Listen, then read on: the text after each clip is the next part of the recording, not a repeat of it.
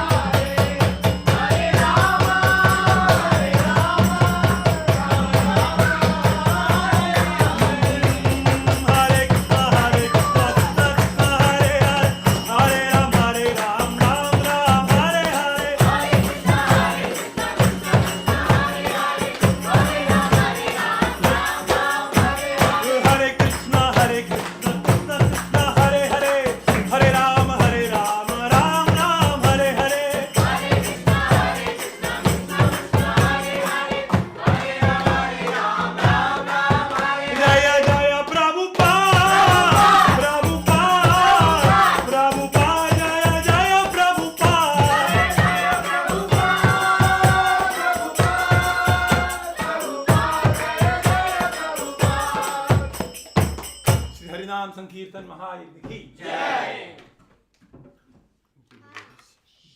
For your enthusiastic chanting.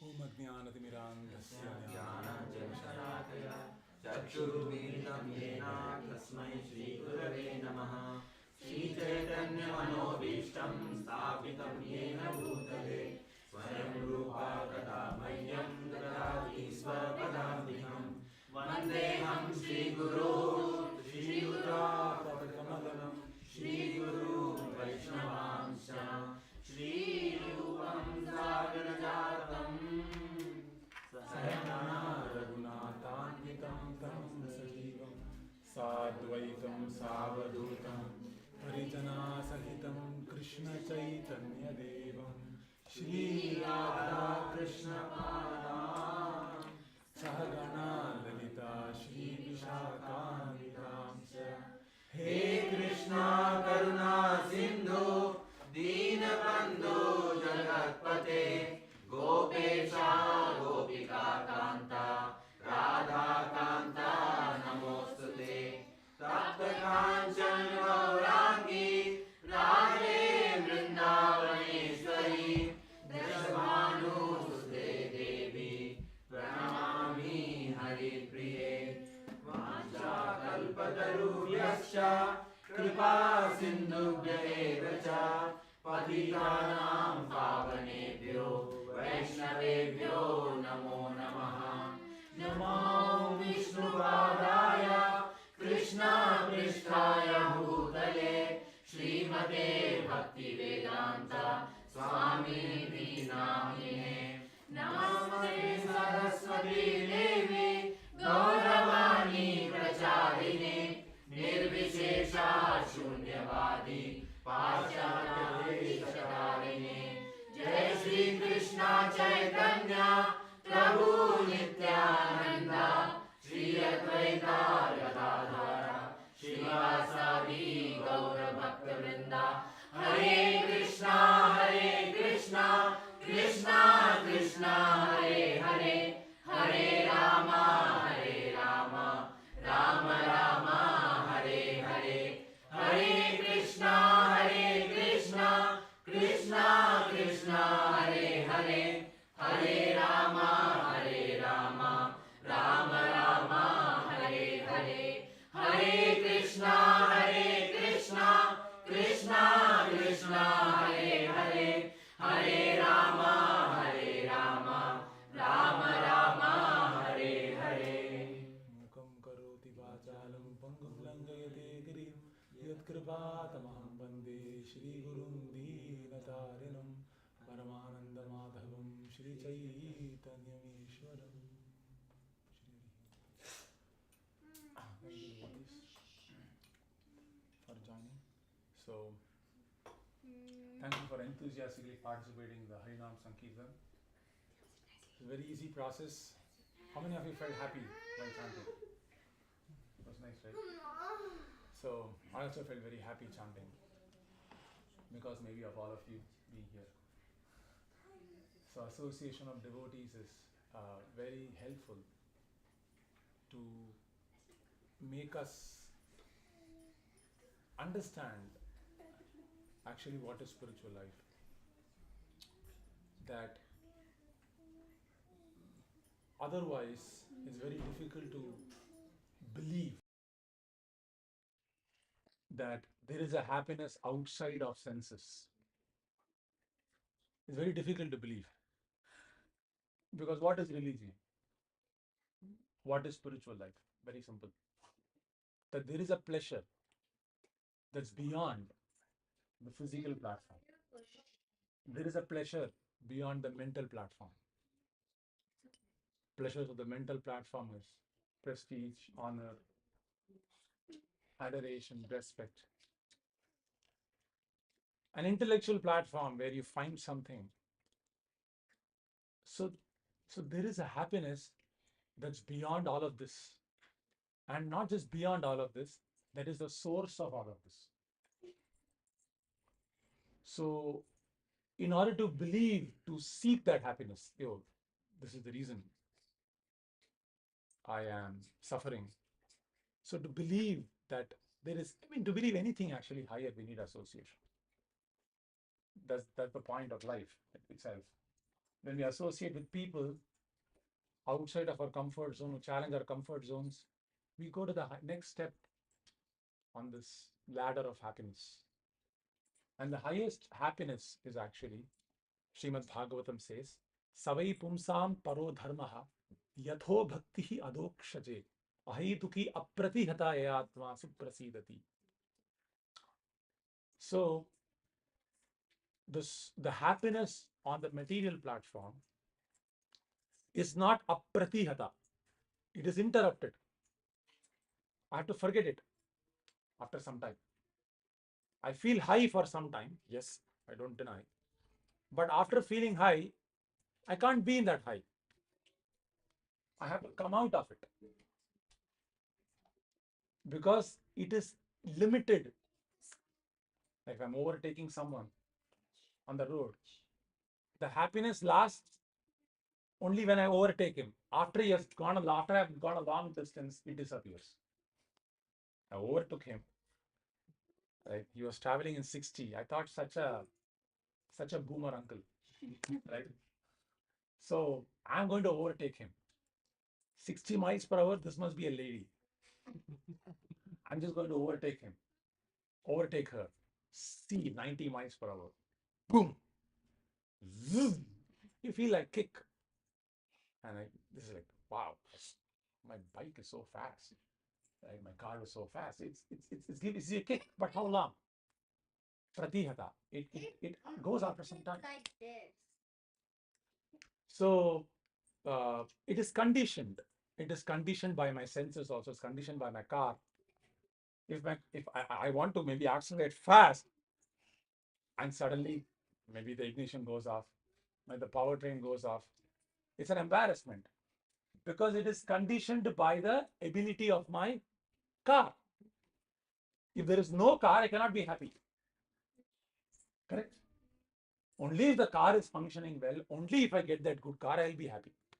So anything in life that is rajasic in nature is dependent on 500 more things for us to make it happy, for it to make us happy. Like I gave you the example of a car. The car has to be having some nice exhaust noise. The car must be little revvy. It must have a pickup. It must have that oomph factor. Vroom. Oh. So it is dependent on so many things and it's dependent on my good health. And I want to overtake this person when I feel a little sick. Then I can't have that happiness. So this happiness, two qualities we saw of this material happiness is that it is limited by time. And it is not limited by time, but it is also limited by faculty. I have to have my body healthy, only then you can be happy. You have to have a nice car, then only you can be happy. You have to have a nice husband, then only you can be happy. You have to have a nice wife, then only you can be happy. Like so many ifs and buts in these definitions. And when we are experiencing this type of happiness all our life, which is limited by time, limited by faculty, there is one thing that happens in our feeling. Can someone guess what that happens? When we are pursuing this type of happiness repeatedly, what do we feel in our innermost core of our heart? Not enough. Not enough, so let me pursue something else. That's what we feel. So, my question is, what is the innermost reaction we feel when we see that when we keep on getting used to this definition of happiness? What is that feeling? Anxiety. Whether this faculty will work or not. Oh, my health is going down. Oh, my car is, I might lose my job. So there is a fear always. That is what Bhagavatam says. Sada samudvigna diyam asadgrahat. But spiritual happiness is where finally we can be very happy, irrespective of conditions. So this is what we hanker after. So you can be happy no matter what. So if you get, let me know if what I'm saying makes sense. If I get used, or if I get trained myself to a certain type of happiness, which I can get and access anytime I want, irrespective of the situation, just like before we have to go to a bank and then get money, only 9 to 5. And then there was ATM. In ATM, you can go 24 hours. You don't need to go to the bank. Now you don't even need an ATM. You just go Zelle or Cash App or Venmo. Not just 24 hours by time. You're also like, limit, like, removing the limitation of space. You don't even need to travel by space. You're not limited by time. You're not limited by space. You don't need to travel anything. So it gives you some freedom. I can send money anytime, anyone, any person I want. So similarly, Krishna consciousness means we can experience this happiness, which is beyond any condition. You can be anyone you want, anyone you want.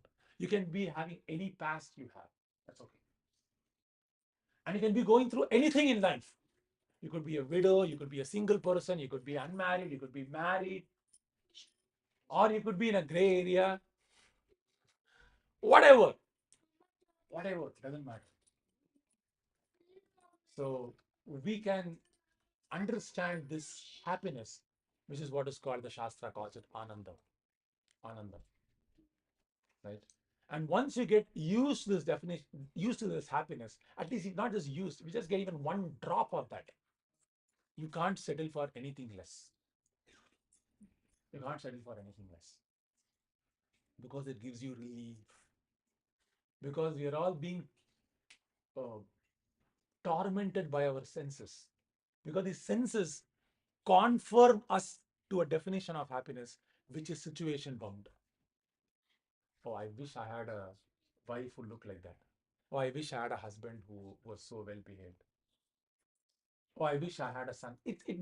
Makes us confirm because our definition of happiness is sensual. What is our definition of happiness right now? Sensual. Sensual. And sensual definition of happiness will cause me pain, will cause you pain, will cause the Mother Earth pain. Clear? So why is the Mother Earth? Why is there global warming? Why is there so many problems? And why are there so many problems in relationships? Far more than it used to be. Because people are overwhelmed. People are being forced by social media to confirm, to pursue a definition of sensual happiness. We are forced by the social media. Go, do this, pursue this.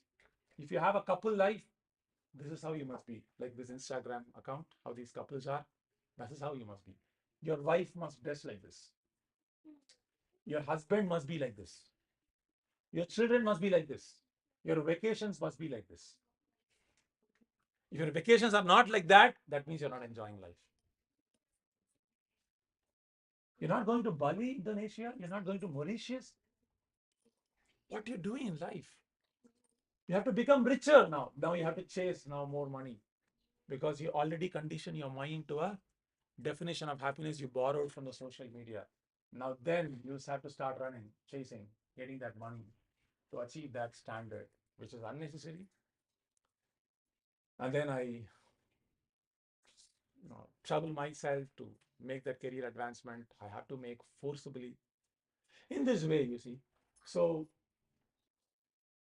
there is a far better happiness where you can get from this itch, relief from this itch of senses. The senses are sensual happiness is like an itch.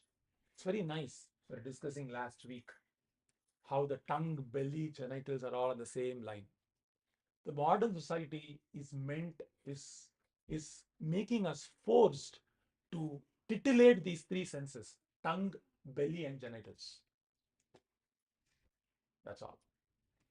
Keep on agitating these three senses and you'll be happy. It's not possible. But the good news is, if you sit down and pray, become humble before the Lord, then what happens? Even sit for 5 minutes, 10 minutes, and chant and hear Hare Krishna mantra, then what can happen is you will experience, first of all, a relief from all the demands of the mind and senses. You get relief. It will be like once you finished your annual exam, coming back to your house, the relief you will feel 1,000 times, 10,000 times that relief. You become relieved. It's called freedom. In another word, in another sense, this word is called mukti. Mukti means to become free from these demands. The Shastras compare the soul to be like a husband. Soul to be like a even Matajis are also husbands only. Because we are Purusha. Purusha means the soul. Puri Sheti Purusha. We have entered into this Pura. Pura means body. This body is called the city of 9 gates. How many gates? 9 gates. So we entered into this Pura. So this is called, we are called Purusha. We are called Purusha. And we are being nagged by 5 wives. How many wives? 5 wives. And these 5 wives are nagging this soul. Everyone has 5 wives. Everyone has 5 wives. In that sense, we believe in, men empowerment. Because we are all Purusha. Because we are trying to enjoy this material world, we are called Purusha. So spiritually, we are trying to be Purusha. We want to enjoy. So we are being nagged by these 5 wives. Today you come here. Today you come here. Today you come here. These 5 senses are nagging us. You give me pleasure. You give me pleasure. But don't worry. You have come to the right place. By reading this Bhagavad Gita, you can experience a space within your heart, which is characterized by freedom from all these pulls and pushes and kicks that sometimes disguises itself as kisses. Actually, it disguises itself as a kiss, but actually it wants to kick you. It's not a kiss, it is a kick. But it disguises itself as a kiss. You see? So this relief, and not just relief, but also enjoyment on a higher platform. That's all. So what does spiritual life means? Enjoy life. That is spiritual life in one line, one word, 2 words. Enjoy life. How to enjoy? Not on the sensual platform. Not on the sensual platform. That's all. All of you have already experienced what I'm saying. That sensual happiness is short-lived. Sensual happiness is limited. It is conditioned. You already have experienced this. What have you not experienced? Maybe or may not be completely, is the spiritual happiness we have not experienced. Because even a tea wala knows, chai wala knows, a normal person knows, this life is temporary. Everyone knows this, theoretically. But what do we not know? The pleasure of associating with Krishna, the pleasure of associating with the Lord. How much pleasure is there in meditating on his lotus feet? How much pleasure is there on the spiritual platform? This relief from all these falsities. How much pleasure is there? This we have not enjoyed. If we enjoy that pleasure, then you understand, I have been in a mirage for so long. I've been in a dream for so long. Now I wake up and I understand this is reality. This is reality. You see? So let's all at least experience.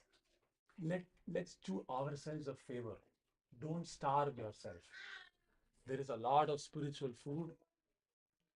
Nicely consume it, become healthy, and experience relief. This is the first thing. First, experience relief from hunger. Experience relief. When a person is suffering, first of all, you must give him some relief from pain. If I tell you, I'll give you, attend to your root cause, I'll give you this, that, that's okay. But immediately give him relief from pain. Similarly, Krishna can give immediate relief from pain. What should you do?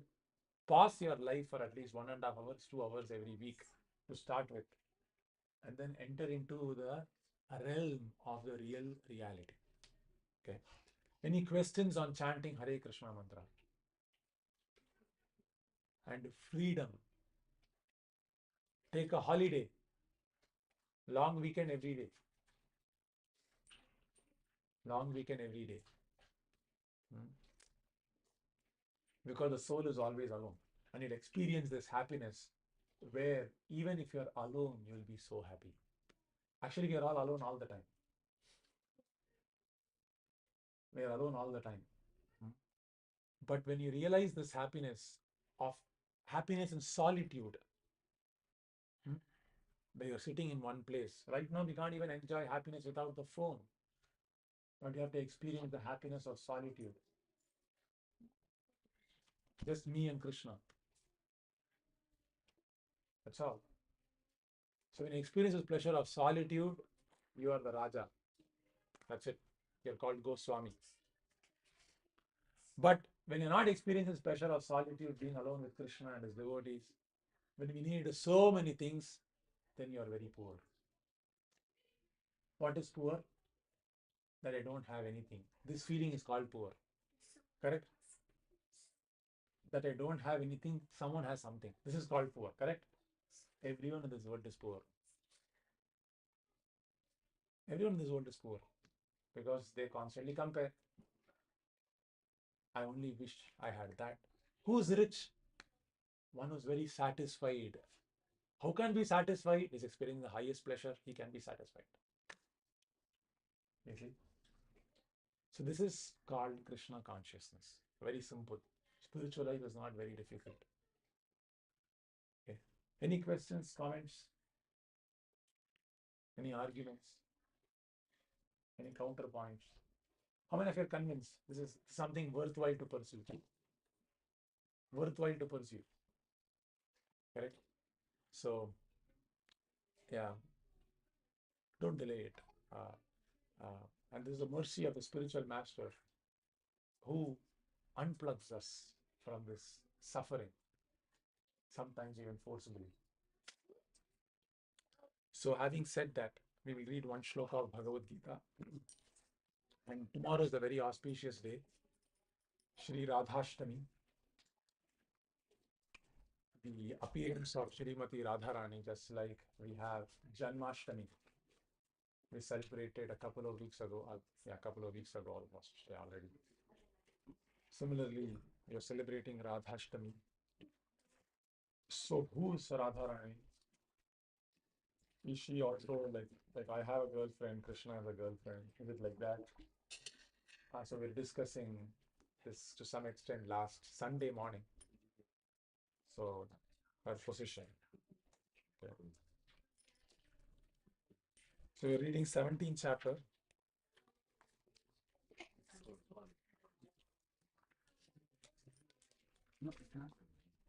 I think we have to read the purport of the 10th shloka. Okay, so we'll read 17.10 again, the shloka. We'll read 17.10. If you have a hard-bound book, the page number you need to have is 646. If you have a hard-bound book, the page number is 646. 1710. Yes, 1710. Yes.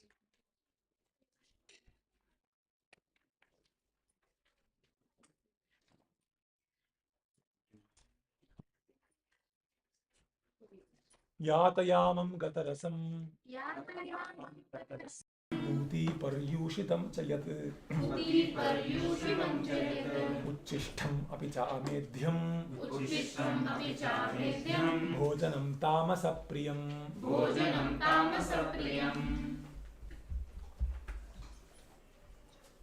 Someone want to read? Anyone? Yatayamam. Yatayamam gatarasam. Yatayamam gatarasam. Puti. Paryushitam chaya. Puti paryushitam chaya. Uchishtam api chametyam. Uchishtam api chamedyam. Bhojanam tamasapriyam. Bhojanam tamasapriyam. Yatayamam gatarasam. Yatayamam gatarasam. Puti paryushitachayat. Puti paryushitam chayat. Uchishtam api chamedhyam. Uchishtam api chamedyam. Bhojanam tamasapriyam. Bhojanam tamasapriyam. Yatayamam gatarasam. Yatayamam gatarasam. Puti paryushitam chayat.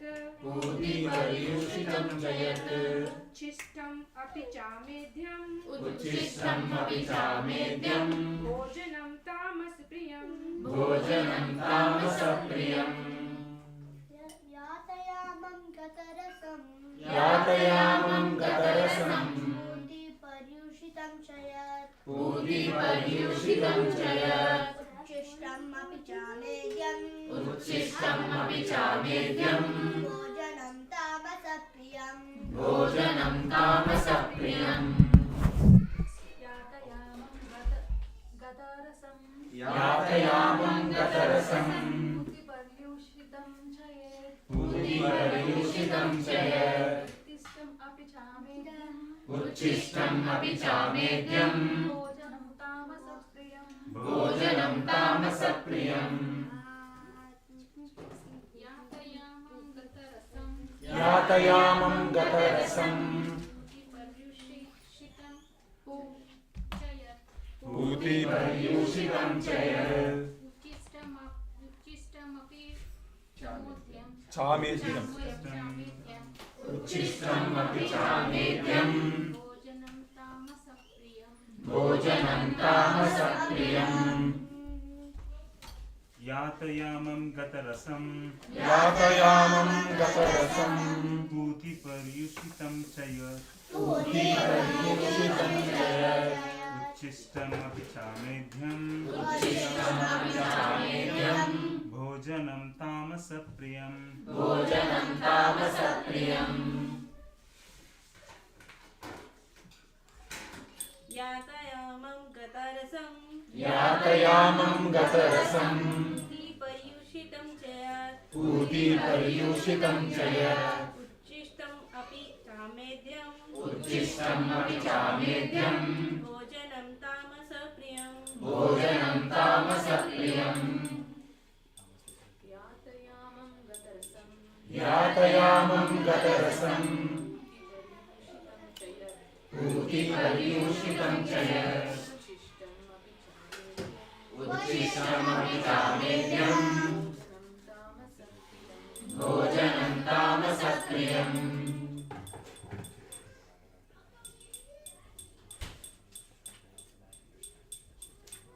Okay. Yatayamam. Yatayamam. Food cooked 3 hours before being eaten. Food cooked 3 hours before being eaten. Gatarasam. Gatarasam.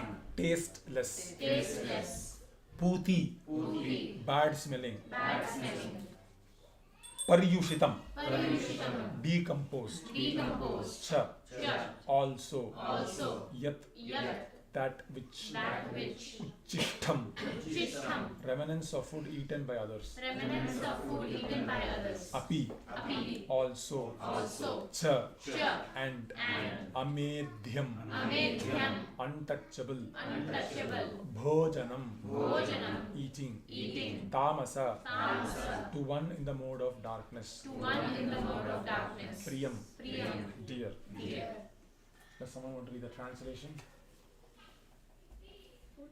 Food prepared more than 3 hours before being eaten, food that is tasteless, decomposed, and putrid, and food consisting of remnants and untouchable things is dear to those in the mode of darkness.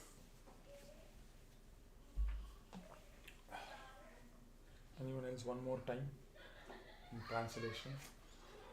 Food prepared more than 3 hours before being eaten, food that is tasteless, decomposed, and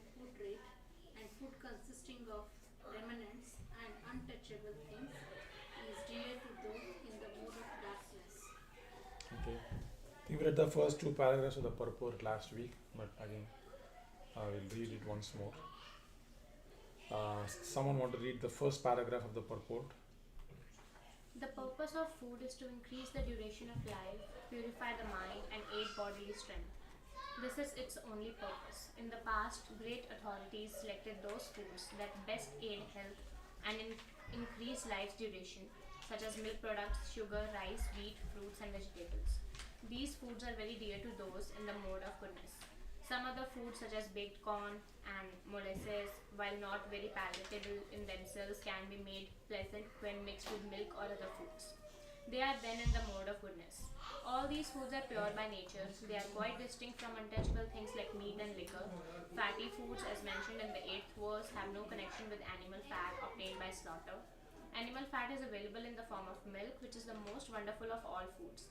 Milk, butter, cheese, and similar products give animal fat in a form which rules out any need for the killing of innocent creatures. It is only through brute mentality that this killing goes on. The civilized method of obtaining needed fat is by milk. Slaughter is the way of subhumans. Protein is amply available through split peas, dal, whole wheat, etc. Pause here 1 second. So, to anyone who is new today, I see a few new faces. Thank you for joining, first of all. The 17th chapter talks about what are the motivations of people, different kinds of people. The shloka, interestingly, it does not say these foods are good, these foods are bad. It doesn't say that. If you notice very clearly, carefully, the last line says Bhojanam Tamasa Priyam. Naturally, we all have a certain association with a certain guna. There are three types of gunas: Sattva guna, Rajo guna, and the Tamo guna. So the understanding, to put it very simply, from the Bhagavad Gita's perspective, is not just Bhagavad Gita's perspective, it is absolute truth also, is that all of us are actually life. All of us are life. I am life, you are life. Everyone is called a Jiva. What are we called? Jivatma. Because we are of the nature of life. What is the proof? What is the proof we are life? We resist death. Is there anyone here who does not resist death? No. If someone told us we are going to die because of 1, 2, 3, we want to stop that 1, 2, 3. Correct? And we resist death. So all of us are Jiva by nature. Everyone. Doesn't matter what our nationality is, what our country is, what our religion is, what our gender is. We are Jiva. But the Bhagavad Gita mentions Karanam Guna Sangha Asya. We have associated with a certain guna repeatedly, and as a result of that association, we tend to make choices, similar guna choices in our day-to-day life. I'll give you an example. If you're angry at work, you can't be peaceful at home, because you have associated with a certain guna at work. And when you come back home, you are the same person who's trying to associate with the same guna. That momentum of that association will continue. But the association of Tamo guna will take a different form in the house. Maybe you'll shout at your husband or wife or children, something like that. And if I'm shouting today, I made an impression that such shouting is allowed. So I've associated closely with a certain guna in my house, with a certain person. Then I feel I can display Tamo guna with this person to this extent. I have agreed within my mind, registered. Now, when we come to a temple or some place like this, because of your brought up or something, oh, this place I cannot associate Tamo guna. I cannot display them over. This guna. We have kind of programmed. This is good in one sense, because we get some relief at least when we go to the temple or associate with devotees and so on. So our life is a continuum. Our life is a continuum. Everything is related to each other. So my morning is related to the afternoon, afternoon is related to the evening, evening is related to night, night is related to the next day, and today is related to tomorrow, to this year is related to the next year, this life is related to the next life. We are all a continuum. This perspective we must understand, because material life means it is a very isolated way of thinking. We think I can be a split personality. I'll be in what do you say, in a movie. I will be behaving with men or women in a certain way, but immediately my behavior will be magically different when I'm at home. Or I wear this is what they say in the movies, and I mean celebrities especially, right? They appear very compassionate to the outside world when they have to state their position on terrorism or animal rights or Diwali, or this is very bad and don't burst crackers, or it could be anything. They state their position very openly. They want to bring in a compassionate part of them. But when it comes to practice, they would be wearing maybe the most expensive dress that would involve a lot of violence, or they would spend a lot of money, splurge a lot of money on many other things that would involve a lot of violence. The reason is, it's not that they are bad or evil. We tend to see things when we are in the mode of passion in a very, what do you say, in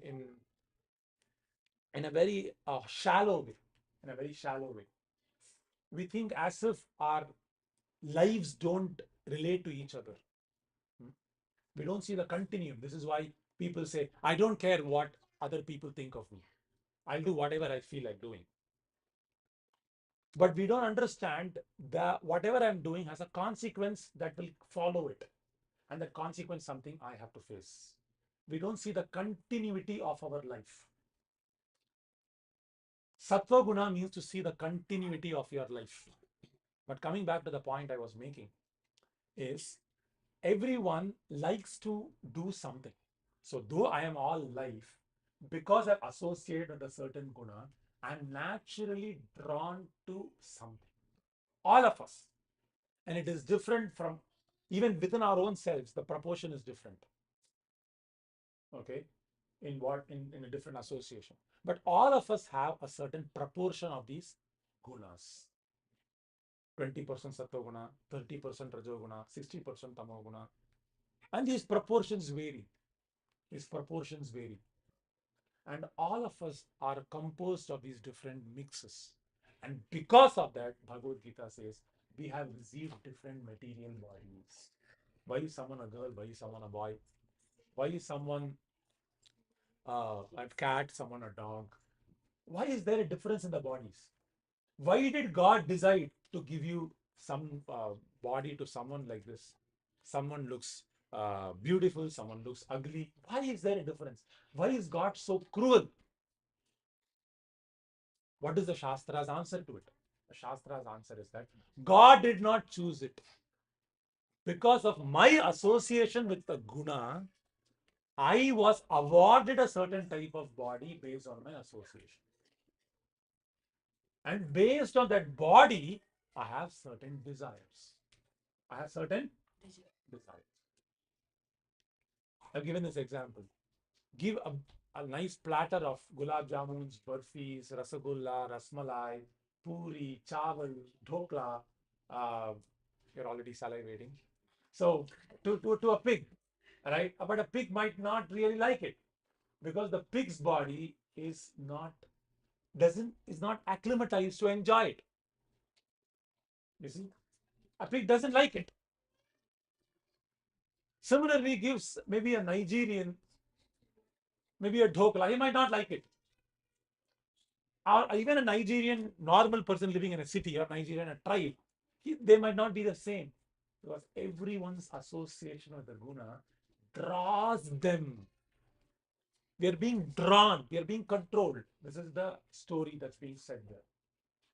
We are not independent. We have programmed ourselves in a certain way over many years. And we are acting in accordance with that program. Is that clear? No one is per se bad or good. The program is bad or good. That is there. You get what I'm saying? The program is bad or good. Why is it a bad program? That program which makes me feel foolish, that program which delays my happiness, that program which blocks my clarity, that program which stops my eternal happiness, that program is bad. That program which puts me on a rat race is bad. That program which is clarifying, which is clear, which gives me knowledge, which makes me see things as they are, is good. So we are all programmed. Understood? How many of you felt this way sometime in your life? I'm being programmed. I'm already programmed. Intelligent, very nice. We feel active as if we have no control over how we are acting. I'm forced to act in a certain way. I make a determination that I should not do this, but it appears as if someone is forcing me to do it. Kena prayuktoyam papam charati purusha anichannapi varshneya baladiva niyojitaha. Kena prayuktoyam, Arjuna is asking, who's forcing me? Who's controlling me? Kena prayuktoyam papam charati purusha anichan. I don't want to do, my dear Krishna. Anichan, I don't have any ichha. Anichan, I don't want to do it, but I'm being forced. Who is it? Who's controlling me? Tell me.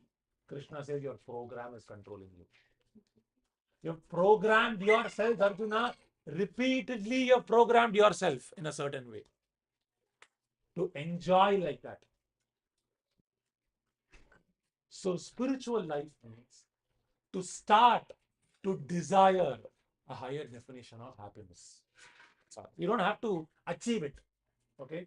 In Bhakti Yoga, you don't have to achieve the definition of happiness, high happiness. You don't have to achieve it. That's not on you, that's on Krishna. Okay, that's on Krishna. You simply express your desire. Krishna, when will I get relief from this lowly happiness? Even as you're experiencing this lowly happiness, express desire to Krishna. Krishna, when will I get relief? When can I experience the highest definition of happiness as you want me to enjoy? All you have to do is to simply tell Krishna. Is it so difficult? Is it so difficult to desire a higher definition of happiness? You don't have to achieve it. Achievement is difficult. We all know that. Because you have tried and failed. But the good thing is, when you just come before Krishna, when you come before, I'll talk about who Radharani is. And then tell Krishna, Krishna, I am actually heavily being controlled. An atheist or anyone who's agnostic is a person who cannot realize that he's being controlled by his senses. He's an agnostic or an atheist. But anyone who's a little mindful, a little quiet, a little sober, he can understand that I'm being controlled by my mind and senses.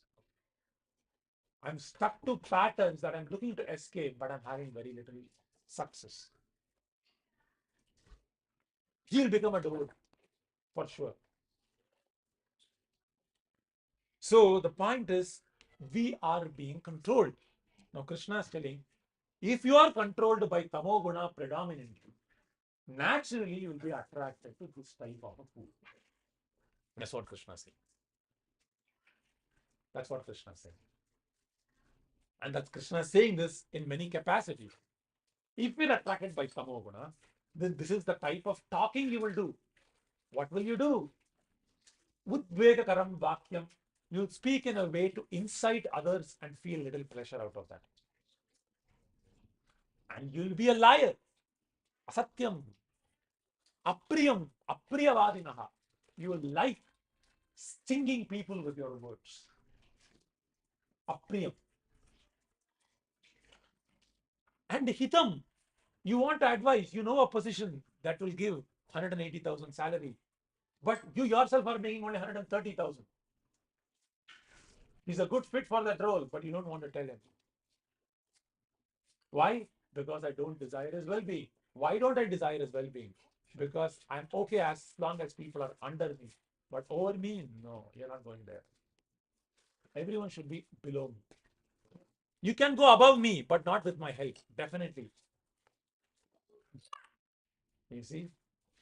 Because a materialistic person in Tamoguna is always, he doesn't want to do something hitam for someone. Hitam means that is beneficial for someone. So, it's the nature of speech, natural inclination of a person who's in Tamoguna.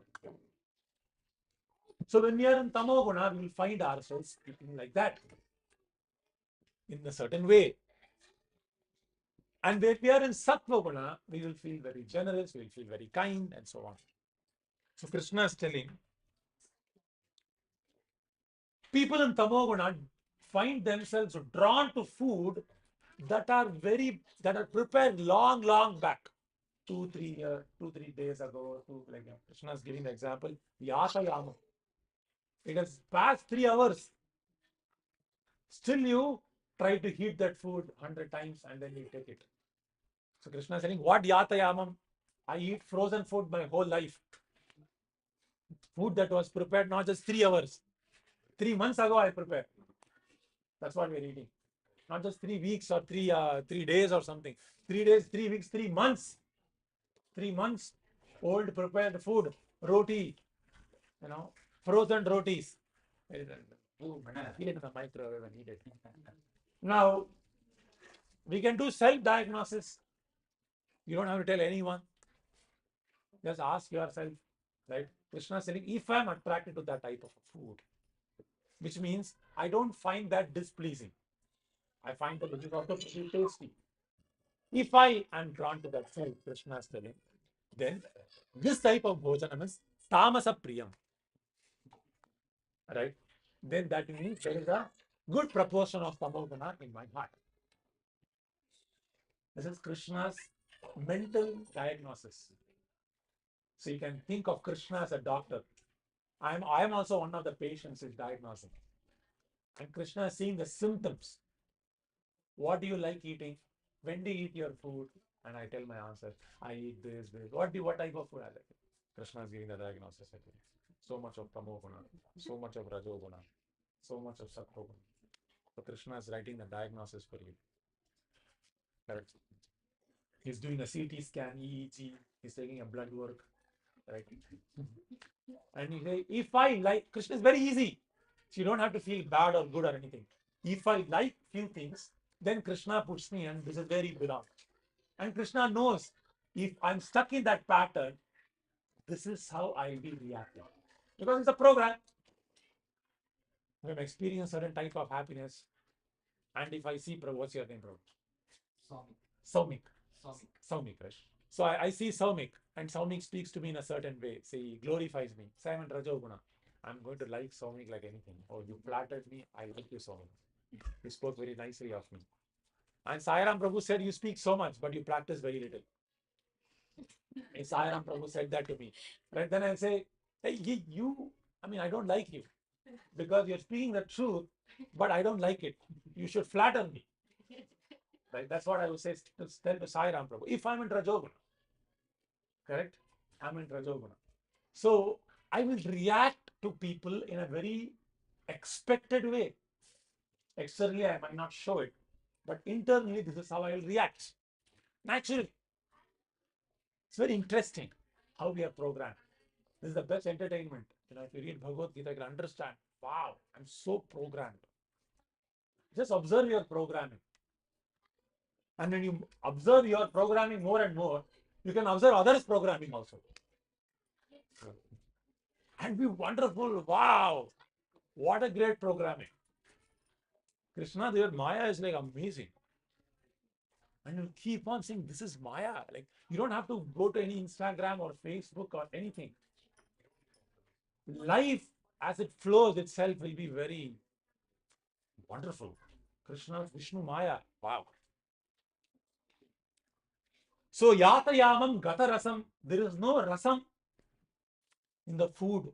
It is sapped of all um, juice. There are different types of rasa, right? Sour taste, sweet taste, different types of rasa. But some foods, there is no rasam, right? It is sapped. Why? Because like sometimes you can say it's frozen food, or sometimes you can say uh, it's food that has gone bad, or food that is very lacking any association with water, correct? So foods that are a little watery, right? Even vegetables that are watery are more easily to digest, right? If you see squashes and all this, so if you have any digestive problems, they'll say, eat vegetables, or if you have any disease for that matter, they'll say eat vegetables that are watery. Why? Because there is sambandham of the rasam, of water. So when there is sambandham with rasam, then the sattva guna will be more. It won't have a burden on your stomach. But the sambandham with water is less. Even if you take this squashes, whatever spice you add, right, this spice will not absorb it. This vegetable will not absorb it. The vegetable will be like asanga. It will not associate with that spice, and it will still display its own taste only. Because it will not absorb that masala, right? Because it is mode of goodness, it doesn't want to associate with any masala or this or that or red chili powder. It does not want. So this is mode of goodness. But anything that doesn't have any rasam in it, then it is kata rasam. It is mode of ignorance. And foods in the mode of passion, Prabhupada is saying, which are bitter, too salty, or too hot, or overly mixed with red pepper. I was giving this example of someone, my colleague, right? I don't know if many of you were there. He takes a lot of Sri Racha sauce. Right? It takes in a nice tortilla, and he has this big tortilla, it's like red sriracha, it's got a tube. Sriracha, it's like you get it in Costco, I think. And then you just like puts all over it, and then dresses the whole tortilla like that, and he rolls it over. He buys a big can of Coke, Sprite, and he bites it. And then he takes the Sprite. This is so nice. So nice. So this is the mode of passion, which means I like to be my tongue be on fire. Like this. So this is food in the mode of passion. And he is automatically attracted. So we should not think this, you can't help that person. If I tell that person, why do you eat such food? He can't change himself. Sometimes we try to do that to people who are in a different mode and try to advise them. Shut! Why do you smoke? Shut! Why do you do that? You can't help that person by simply your advice. The reason is because of a certain mode, he has acclimatized himself into that association. So you stop advising people when you understand the shloka. It's not that they want to do it or something. It's not that everyone is dragged to a certain happiness. Do you get what I'm saying? Everyone is dragged, just like a program. Like a pig is drawn to a certain type of food. Like a chicken is drawn to a certain type of food. If I bring jackfruits, if you go to Goshala and bring some jackfruits and this thing, the cows will lose their mind. Because the cows love jackfruits. It's so much. They can give their life to you. This is what one devotee told in Mexico. He said, if you want to be a friend of cows, and bring jackfruits. Cows will become your best friend. So every person is automatically attracted. And we ourselves are also attracted naturally to what we are attracted right now. Whatever we are attracted right now, we are helplessly attracted. It is not we are bad or we are foolish, definitely. But we are not bad in one sense. We are foolish. We are ignorant. That is true.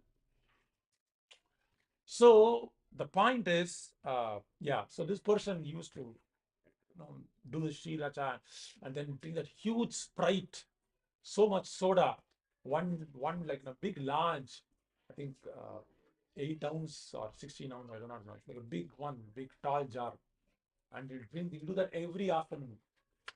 Right? That's the right combination. You must have a drink. Right? As soon as you eat something, this is like the American sanskar of eating. Right? So you must have a tall drink with some Coke or some soda, and you must have something very spicy, and there is a sauce, and so this is mode of passion type of eating. And foods in the mode of ignorance are essentially those that are not fresh. Any food cooked more than 3 hours before it is eaten, and Prabhupada says, except prasadam. So if it is prasadam, even if it is cooked beyond 3 hours, then it is still spiritual. It is still spiritual. It's considered to be in the mode of darkness. And because they're decomposing, such foods are give a bad odor, which often attracts people in the mode, but repulses those in the mode of goodness. Like we see hyenas, right? These hyenas, what do you say, wild dogs. If you see vultures, eagles, they are called scavengers. Why scavengers? Because even something is decomposed, they like to eat. But the lion wants to taste only fresh blood. Why? The lion is the mode of passion, and the hyena is the mode of ignorance.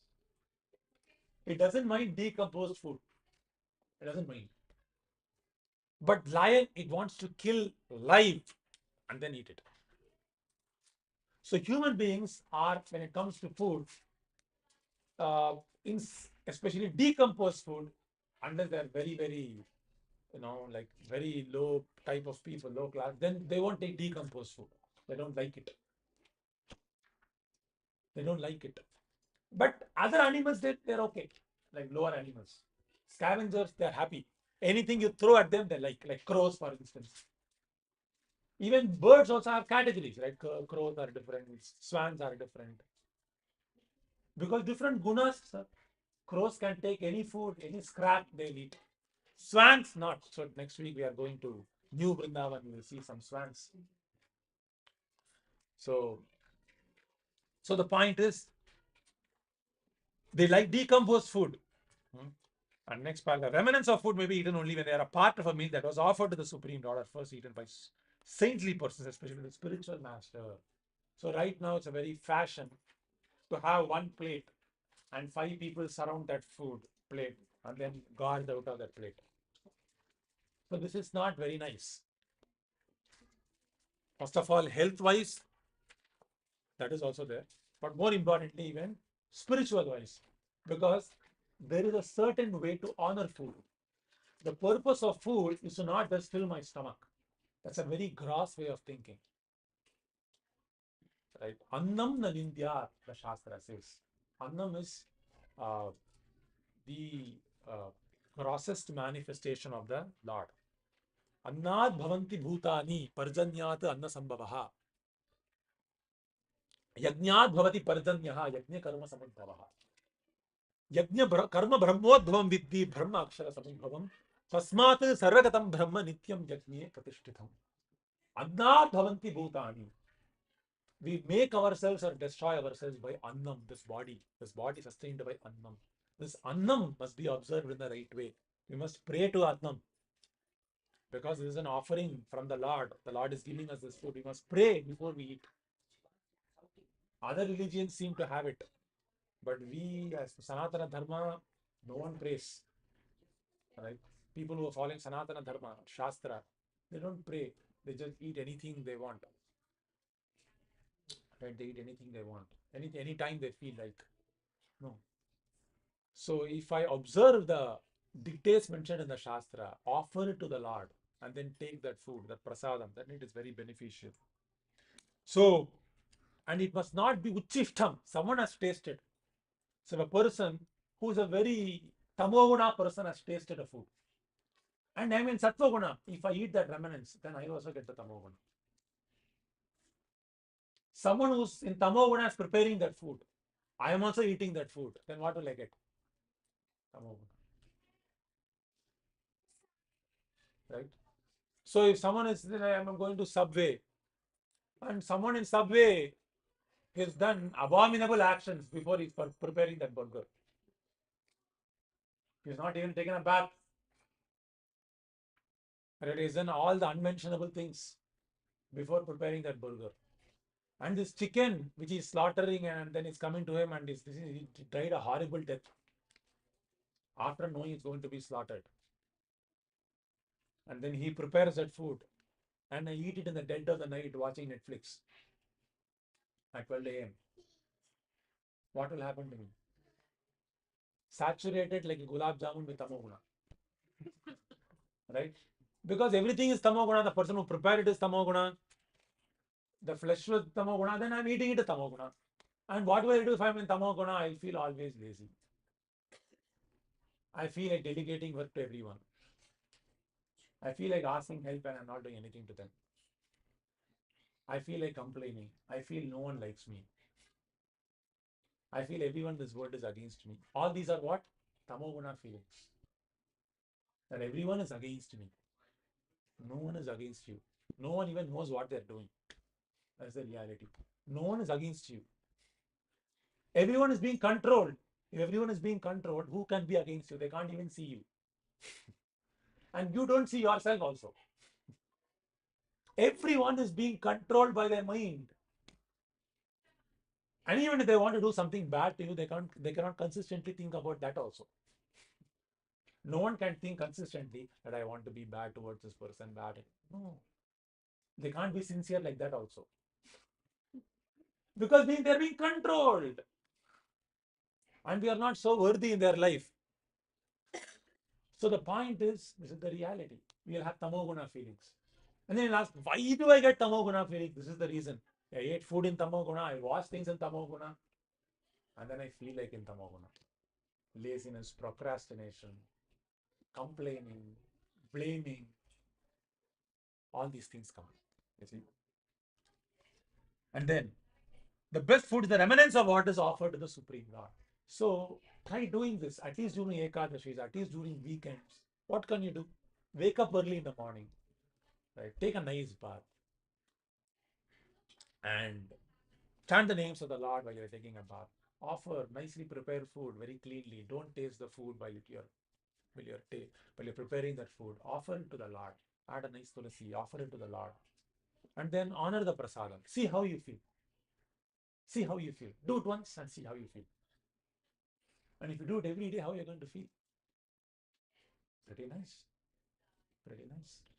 You feel so purifying to cook like that. Having taken a nice bath, clean head, clean nails, clean thoughts, clean kitchen, clean house, clean altar, everything clean and very nicely offered. Right? And then honor the prasadam. How nice it is. What a nice life. So it's a beautiful life we can live actually, very peaceful life. Just by doing this simple things, simple changes in your life, you can feel very happy. And when you eat that food, honoring, you'll feel so happy. You'll feel so satisfied. Feel so satisfied. So, and then Bhagavad Gita, the Supreme Lord says, they accept preparations of vegetables, flour, and milk and offered with devotion. Patram, Pushpam, Phalam, Toyam. Of course, devotion and love are the chief things which the Supreme Personality of God accepts. This is where Srimati Radharani comes into picture. Right. So, right now I was mentioning how we are all burdened by these tamoguna, rajoguna, all these things. Correct. So, we are being pulled. Now, what we can tell is actually Krishna is a little serious person. But Radharani, like the mother, I always ask Srihari, right? Why don't you tell me things that you don't want to do? Why do you always tell your mother? Right? I can give anything you want, that's fine. I'll buy you whatever you want, I won't scold you. But why do you keep telling your mother? Right? And I felt a little like, I thought I was a little lenient and nice person, nice father. I wanted to have that privilege. So, and then I realized, so naturally, as a child feels more close to the mother in opening up, Correct. It's very natural. So similarly, Radharani is very kind because she is the energy of the Lord. So I explained three gunas, right? What are the three gunas? Wow, amazing. I see even the new people who joined, they're also saying, okay, Sattva, Rajas, Tamo guna. Very nice. So these three gunas, they compose the material energy. They are the material energy of the Lord. Everyone, all of us are in touch with these three gunas, and because of that, I have a body like this, and you have a body like this, you have a body like that. We are all our different bodies because of different mind. Different mind. Different mind because of different philosophies. So, like, why do I wear a coat? Say I am wearing a jacket. Can I wear that jacket for a pig? No, it won't fit a pig. It won't fit a dog. Why? Because it is not tailored to the contours of a pig. Similarly, I'm wearing this body. So imagine this body like a coat. Correct? This body is like a coat. Why does it fit me so well? Because my mind is like a human being. Because my mind is like a human being, this body, this coat called body fits my mind. Okay. And why did I get the mind of a human being? Because my intelligence is like a human being. Correct? So in this way we have bodies, subtle body and gross body. So there are three things. Okay, soul, you can repeat after me. Soul, subtle body, gross body. Soul, subtle body, gross body. Subtle body is three things: mind, intelligence, and ego. And whatever I see in you and whatever you see me is the gross body. You look so fair, you look so dark, you look tall, you look young, you look old. This is all the gross body. This is all the gross body. But behind that, there is another body, which is the subtle body. What is the composition of the subtle body? Mind, intelligence, and the ego. And behind that is where we are. I am there. I am that person behind these bodies, wearing these two coats. Okay. Now, I am associating this gross body and subtle body. What is the source of this? The source is the material energy of the Lord. Material energy. Just like in the kitchen, there are so many items. Some of them are in Rajoguna, some of them are in Sattva-guna. But everything is there in the kitchen. Similarly, material energy has Sattva-guna also, material energy has Rajoguna also, material energy has Tamo-guna also. Whatever recipe you want, you can prepare. If you want Sattva-guna, you associate the Sattva-guna and prepare a Sattva-guna recipe. Your choice. So you cannot say, Krishna did this to me, God did this to me. No, you prepared that recipe like that. You added more sambar powder in the sambar, so it is spicy. Who did it? You did it. Instead of adding normal chili powder, you added Kashmiri chili powder. Who asked you to add Kashmiri chili powder? Not Krishna. You added it. And because of that, it is so hot. It is so hot. You can't say, no, he told six teaspoons of red chili powder. No, I told normal red chili powder. I didn't say Kashmiri red chili powder. I did that mistake once. When I prepared sabji for the Bhakti Vriksha, I put 6 red chili powder and this is Kashmiri red chili powder. So who's responsible? I am responsible. I should know the difference between normal chili powder and Kashmiri red chili powder. I didn't know the difference. So not just I suffered, Krishna also suffered. Right? So in this way, we should understand the difference between what I am choosing. Now, this is the material energy of the Lord. There is another energy, which is the spiritual energy of the Lord. So the material energy of the Lord, her name, the personification of material energy is, who's it? Maya Devi, very nice, Maya or Durga Devi, right? She is the Lord of the material energy. She is the Lord of material energy. And who's the controller of this material energy? Krishna says in the Bhagavad Gita, you can repeat after me, Maya Adhyakshena Prakriti Suyate Characharam. So it's moving and the non-moving things. Krishna says, Maya Adhyakshena Prakriti. Another name. There are so many names. Durga Devi, Maya, Prakriti, Bahiranga Shakti. So many names are there, depending on her function. And she has many forms also. In Tamoguna, her forms are Chandi, Kali, Bhadrakali. These are her forms in Tamoguna. right? To bless people in Tamoguna, she's taking forms in Tamoguna. And she takes forms in Rajoguna also, to bless people in Rajoguna. She takes forms in Sattvaguna also. Kamakshi, Meenakshi, so many forms in Sattvaguna to bless people in Sattvaguna. But this is all the material energy of the Lord. But the source of this Durga Devi is actually Radharani, who is the spiritual energy of the Lord. They both are the same energy. One is the spiritual energy, another is the reflection of the spiritual energy, which is Durga Devi, material energy. So, like a mango and shadow mango reflected on a lake. The original mango is Radharani, and the shadow who's working also, this is a shadow, but she's a separate personality, is Durga Devi. The spiritual energy is Radharani. And we actually are in the material energy right now. We do not know that actually. We are in material energy, we do not, just like a child inside a womb does not know it is inside the womb. Correct? Child is inside of the womb. But what is he thinking? I'm floating in some urine water. Right? That's what he knows. He doesn't know there is a mother, there is a world out, he doesn't know. Similarly, we are in the womb of material energy. We think I'm in far maintenance. But Shastra says, no, you are in the womb of Durga Devi. So the Shastra says. So, but there is another place, which is the spiritual energy. And only, that's like when I said, when you are in Tamoguna, you will enjoy things in Tamoguna. Correct? So right now, we don't enjoy spiritual life. It appears like a burden because we are contacting Tamoguna and Rajoguna. Now, in order to enjoy spiritual life, to understand who is Krishna, we need to be in touch with someone. We need to be in touch with someone. And only by being touched with that person, you can understand the nature of Krishna. You understand, God exists. Because in Tamoguna, I think God doesn't exist. No God. No God. No soul. I can do anything I want. This type of thing will come.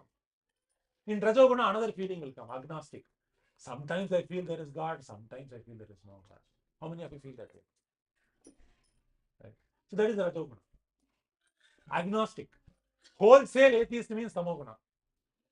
Agnostic means Rajoguna. Clarity, I know. I can see God with my intelligence. Right now I can see. This is Sattva-guna. Pratyakshanagam, Pratyakshavagam, Pratyakshan I can see.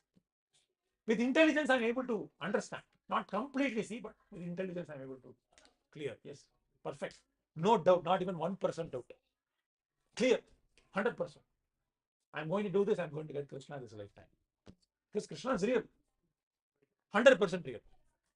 You can understand Krishna, go back to God in this very lifetime. It's possible.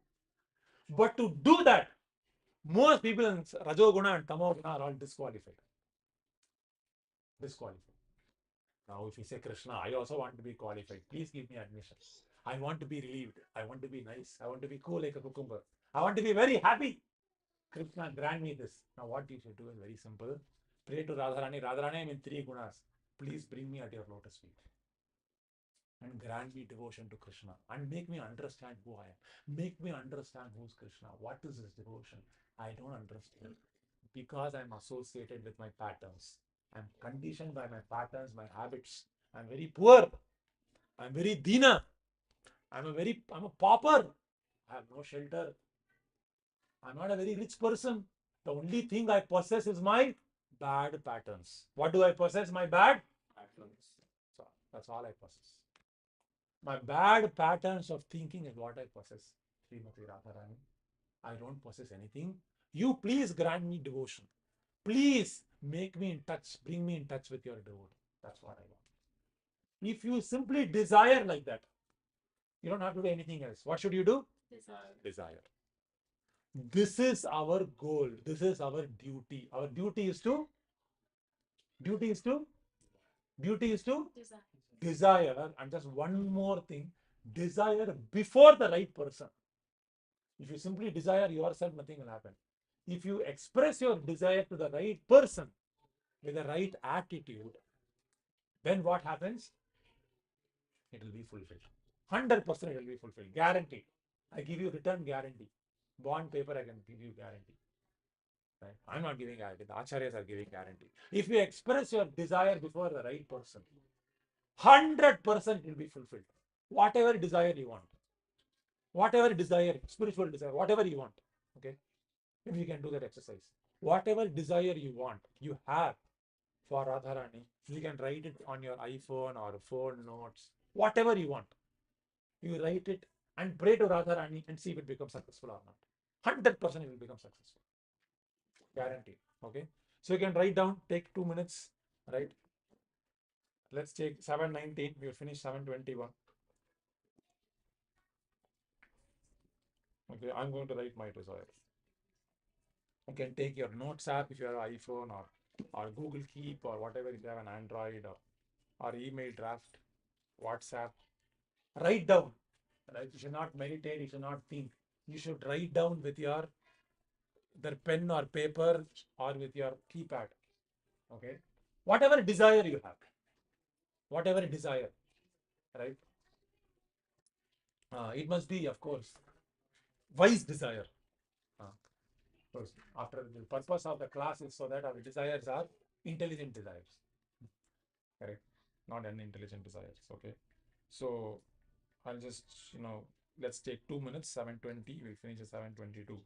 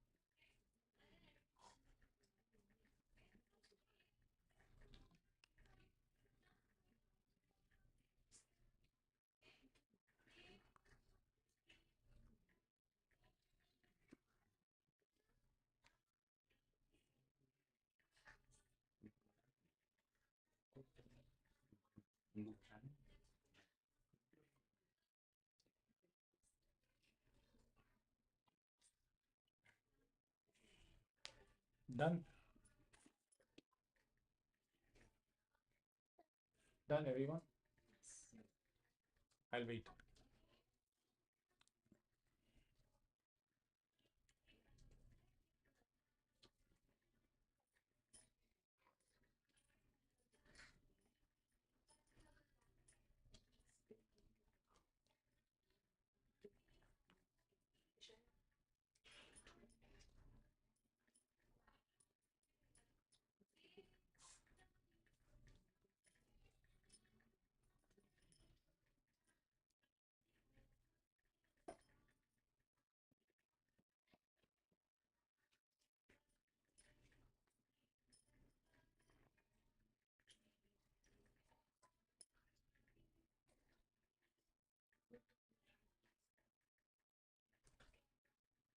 Inspiring to see long spiritual desires.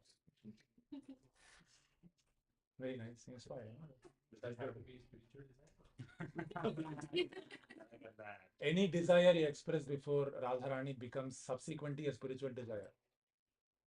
Krishna is very kind. Because it is before Radharani, even if you have a material desire, it will become spiritual soon.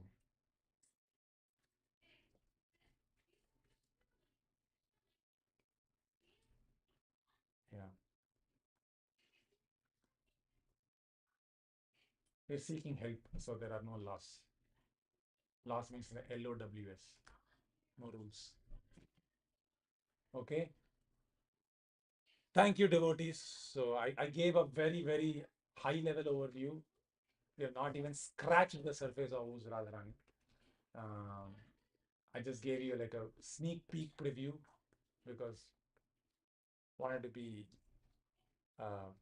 foundational and authentic. So, any questions or comments before I have 2 more announcements to make? You know the 19 things that are on Radharani's feet. Oh, you're very advanced. Yeah, I do not know by memory, I don't know either. but I can look that up for you if you want. Yeah, I wish I knew those. Yeah, but we have Radharani's Lotus feet and the symbols and what they mean. Yeah, it's there in one book by Mahanidhi Maharaj. So there is a description of all these symbols on Krishna's lotus feet, Radharani's lotus feet, and Mahaprabhu's lotus feet, Nityananda's lotus feet. Very nice book. I do not know. I can't. Yeah. By memory. Forgive me. I know one's an umbrella, Okay. so we can take shelter. Very nice. Very nice. So she's saying there is one symbol under the lotus feet of Radharani, and that's the symbol is an umbrella symbol. And an umbrella means that she is the worthiest to take shelter of, right? Umbrella saving us from the sunshine of this material world. We fear sunshine. Tapam. Tapatre unmula. Thank you. Any other questions or comments?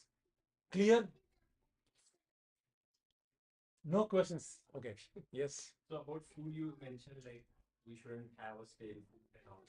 So prasad, you said, but for other food, I mean, food is also, I mean, it's we can't annapurna brahma we say sometimes. Like we don't want to get invested, and that's why we sometimes eat stale food. So how do we control that? Or what is a good choice there? Yeah, there are so many animals which might benefit from that annam. Like what I do is sometimes food we prepare so much and then it becomes excessive. So I have a small pit in my backyard and I put it in that pit. And then by the next day morning, it's all completely clean, right? Right? There are squirrels or whatever. I do not know what eats it, but it's already clean, completely clean. So we have to show some mercy to them also. So. So before it goes stale, we can help them, correct? So serve them, they're happy. Support other living entities, support other living beings. And sometimes what happens also is, if it is nice prasadam, we put it in Facebook where there is a group, right? And we had a full tray of nice pulao, and we really wanted to give it to some nice persons because many of them don't have an opportunity to actually have prasadam. So we have put it on Facebook. And someone came in like 10 minutes, right? Someone came in like 10 minutes and it's still there. They're actually looking for nice prasadam, right? So it will be a nice seva actually. One of the service for a grihastha is actually he should not eat before he feeds other his human beings, right? So previously our ancestors used to follow this. My grandfather at least. My mother always told me, I've not seen him, but my mother always told me like he used to go and shout, we are going to honor lunch prasadam at 1 o'clock or 12:30, and then he used to call anyone who wants to come can come. In this way, he used to shout for 3 times, correct? And if no one came, then they'll start honoring, right? So this is the duty of a grihastha, that he must not cook for himself. The Shastra says, Dharma Shastra says, one must not cook for oneself. Himself. That's a sin. It's a sin to cook for oneself. You should not do that. So that's that. Any other questions, comments? Does that answer? Mm-hmm. Any other questions? So ultimately the goal is to not waste the prasadam. We can honor in some other way to lower species like animals, but we should not throw it out. Yeah, we should not throw it alongside with the garbage as much as possible, because that will be disrespectful to prasadam. But not put it in the dustbin. If there are no animals surrounding, what we should find a way. Okay. We should not throw it alongside with other waste. That is annam nindya. That is nindanam to the annam. Correct. So. Try our best.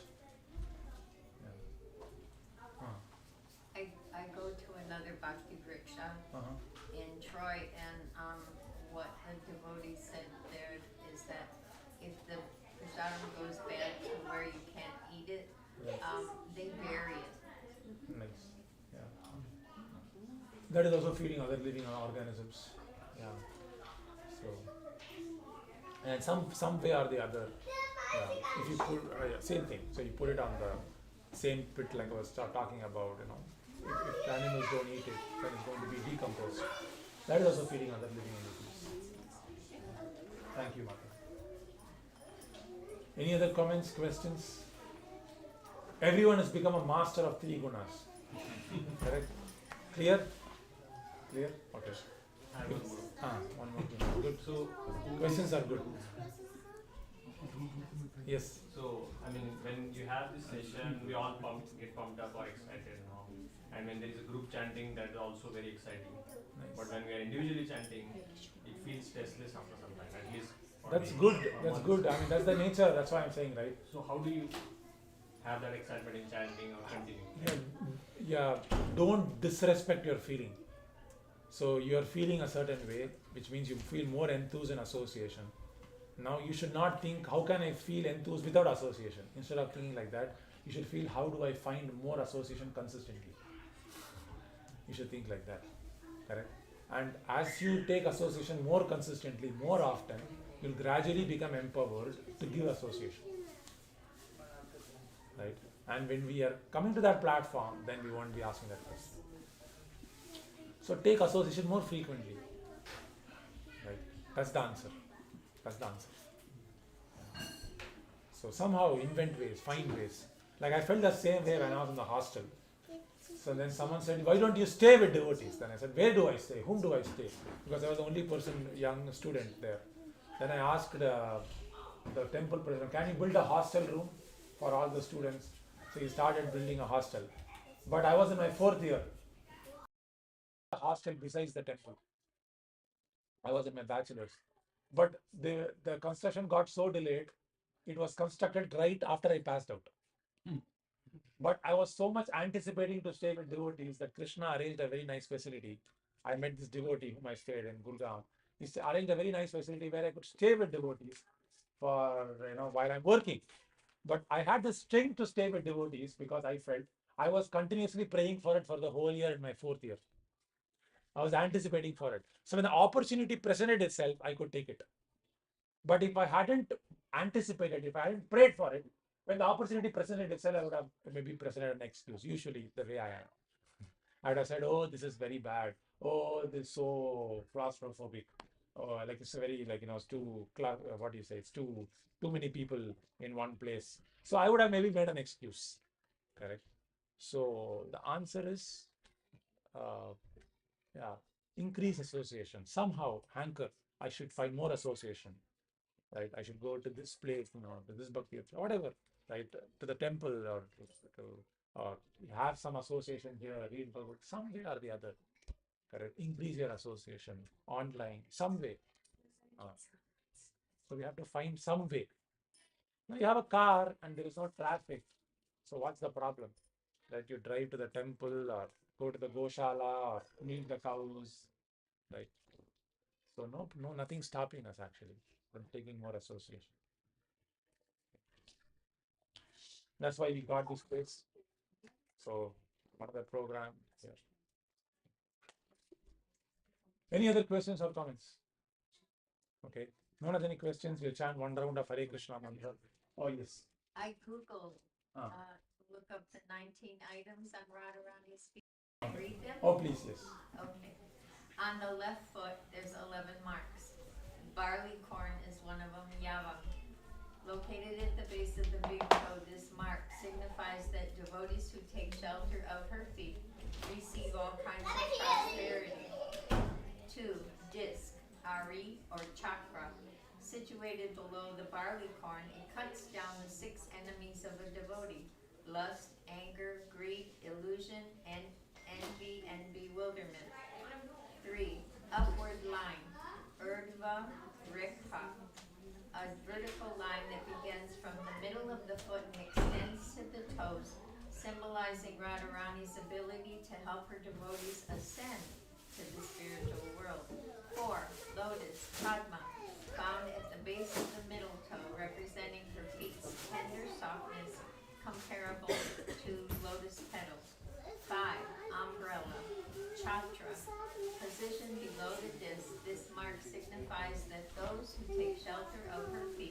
are shielded from the downpour of material miseries. 6. Elephant goad. Ankusha. Located at the base of the little toe, this mark helps her devotees control the elephant of sinful desires. 7. Flag. Dvaja. Situated below the lotus, the flag symbolizes her feet's victory over the entire universe. 8. Jeweled bangle. Valayan.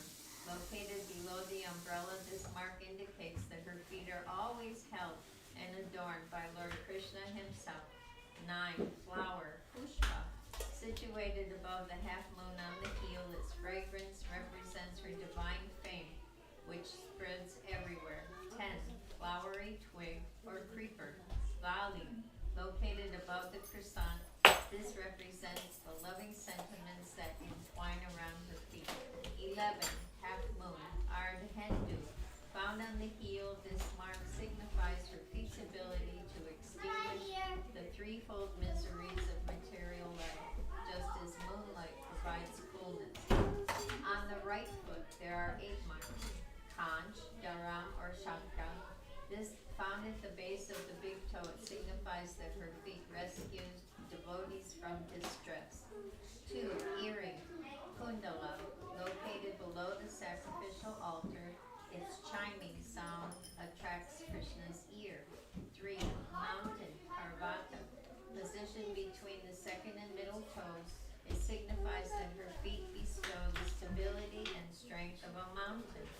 4. Fish. Matsya. Found on the heel, this mark shows that the devotees cannot live without her feet, just as a fish cannot live without water. 5. Chariot. Shandanam. Located above the fish, it represents her power to transport her devotees to the spiritual realm. 6. Club. Gadam. Located on one side of the chariot, it symbolizes her power to chastise the lustful mind. 7. Spear. Shakti. Found on the other side of the chariot, it signifies her power to destroy the karma and sins of her devotees. 8. Sacrificial altar. Vedi.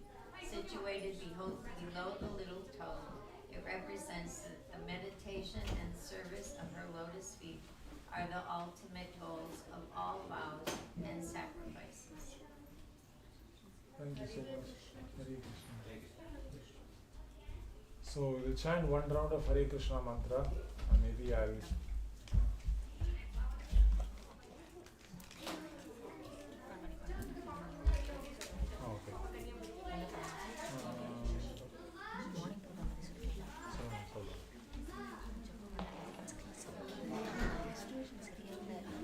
Okay. Okay, sure. Okay. So what I thought of is the kids are a little hungry, it seems. What we can do is we have a morning program tomorrow, as usual, 6:30 to 8:30, and then we'll have breakfast prasadam. Tomorrow is the auspicious occasion of Shri Radhashtami. So I welcome all of you to join the program. So morning time is the best time to cultivate sattva-guna, correct? So as when you come here in the morning, we make a real declaration to our own mind that, hey, I'm really serious about this, overcoming the lower modes. So what we can do is we can chant tomorrow's morning. We can chant. So now we'll do some kirtan for 5 minutes. So my question is, how many of you think you can make it tomorrow morning? Wow, really? Amazing. One more time. I can take a photo. You can come even late just for breakfast. 8:30. Okay, 6:30. Okay, so many people. How many of you can come at 8:30? I can come at 8:30 for half an hour. For half an hour and have breakfast. For breakfast. You can come for breakfast. 8:30 breakfast. It will be a huge feast.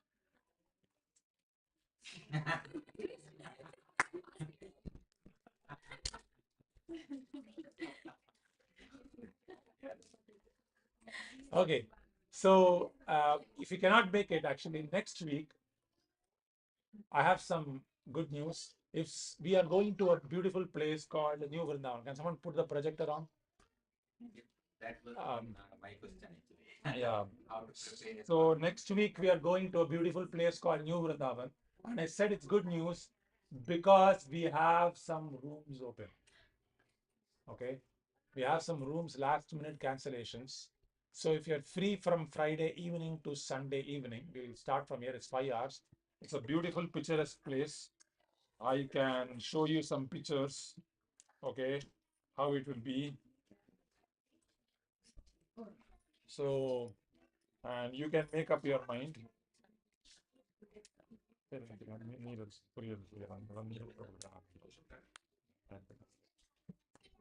You can see it's coming or it's not coming.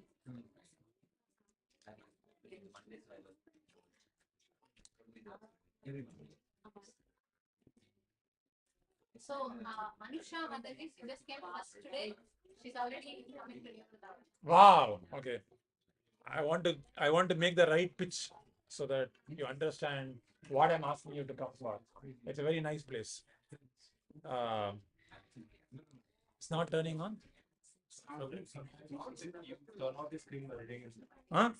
You often turn it on one time, it lags sometimes. Oh, okay. I think now it's coming in. Really. Can you screen mirror? Is there anyone else who can screen mirror? It's on. Oh, it's on? Okay.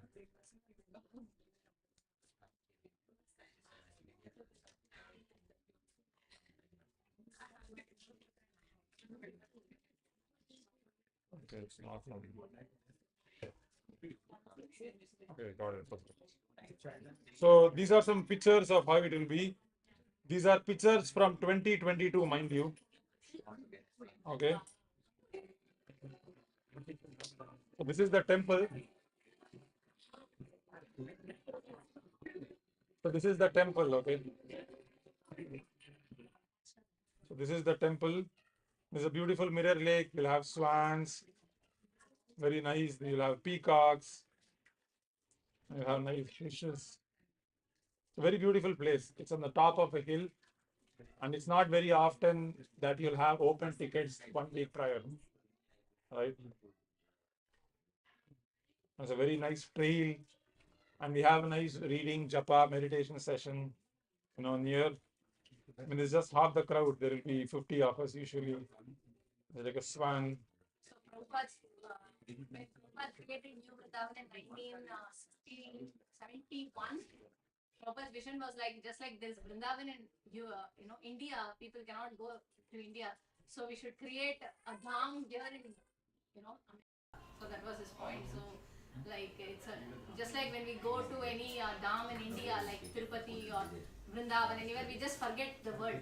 For those 2 days, we are just in spiritual vibrations, right? Yeah. So similarly, like this dham was created by Prabhupada in a remote place, away from material, hassle, so that we can just think of Krishna when we go there.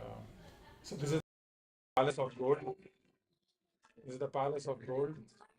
And this is how we go together in the car. This is when we came back. We all take prasadam together. This is just 1/4 of the crowd though. Devotees. Right, this is a nice goshala. You can feed. This is like 3 years ago. And you see, this is 3 years ago.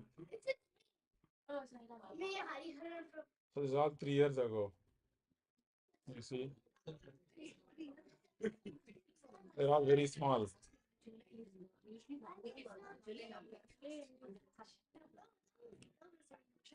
Okay, and then I think that's all I have. I can maybe look at more pictures if you want. This is 2024. I don't know if I have some pictures here or not.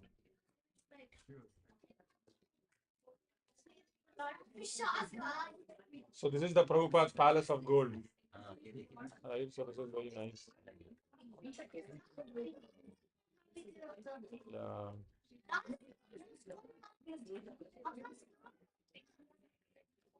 So overall, these are the beautiful deities.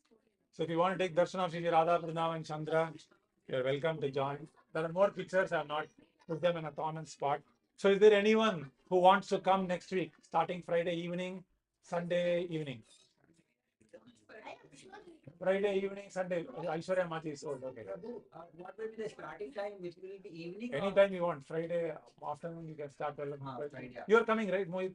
Yes. Yeah, you can find. You want to come? You want to come? Because I have to decide something. Because you have to cancel rooms tomorrow. Because we have some 4 or 5 open rooms. Okay. Now I have to cancel, right? If no one is signing up, because there were dropouts at the last moment. Okay, I'll have to cancel them. So the latest you can know, let me know, is 7:44 p.m., which is right now. Okay. So come, what will you lose? No, drop your plans, you will not miss it. Okay. Okay. Good. I'll sign here. You and Prabhu, right? Together. Done? Okay. Let me know by Prasad. Oh, okay. You can reschedule camping. Just like camping. This is mass camping, right? You can also camp there. Many devotees actually they don't find rooms. We book these rooms in Feb 2025. There. Okay. Right. So if you go right now, you won't find rooms. And because they don't find rooms, they camp there. Right? It's a mountainous area. Right. And so very nice. You can also come. It'll be nice. Actually, I have a plan. My husband is coming from Cali. Oh. He lives in Cali. Oh, I see. Oh, I got you. I understand. No problem. Next time. Yeah, next time. Okay, sure. Okay. Yamuna Mata Ki. And you, Prabhu, you, what's since I just landed in America, we'll come and clean your house. it's all housing and Okay. Okay. Okay. next time. Sure, definitely. Okay. Thank you, devotees. We'll have some kirtan for 5 minutes and then. Okay. Okay. Yeah, we'll pray together.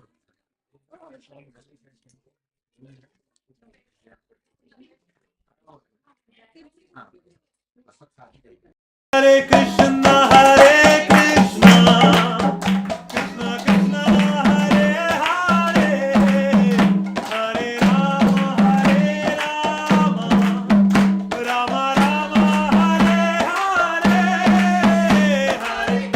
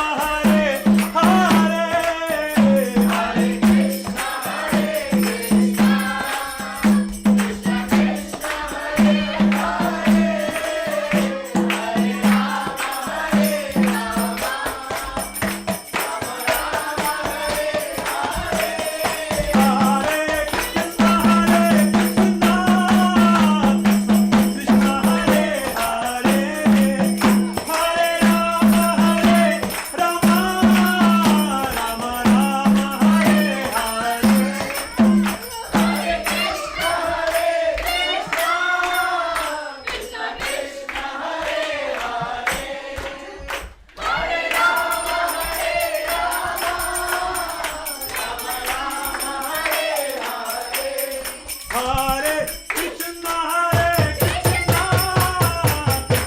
Krishna Hare Hare, Hare Rama, Rama Rama Hare Hare. Hare Krishna, Krishna Krishna, Hare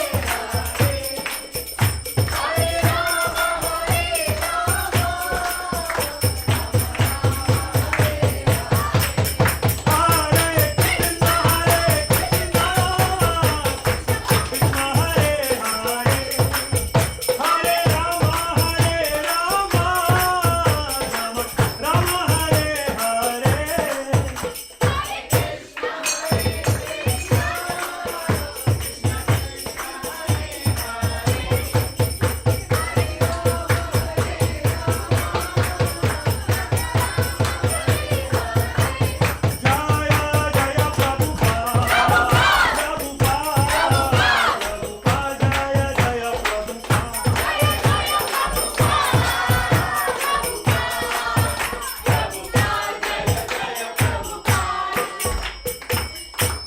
Sankirtan Mahayajna ki okay, we'll have 20 excess times of Kirtan in New Vrindavan. Mahaprasade Govinde, Namo Brahmanya Vaishnave, Salpa Punya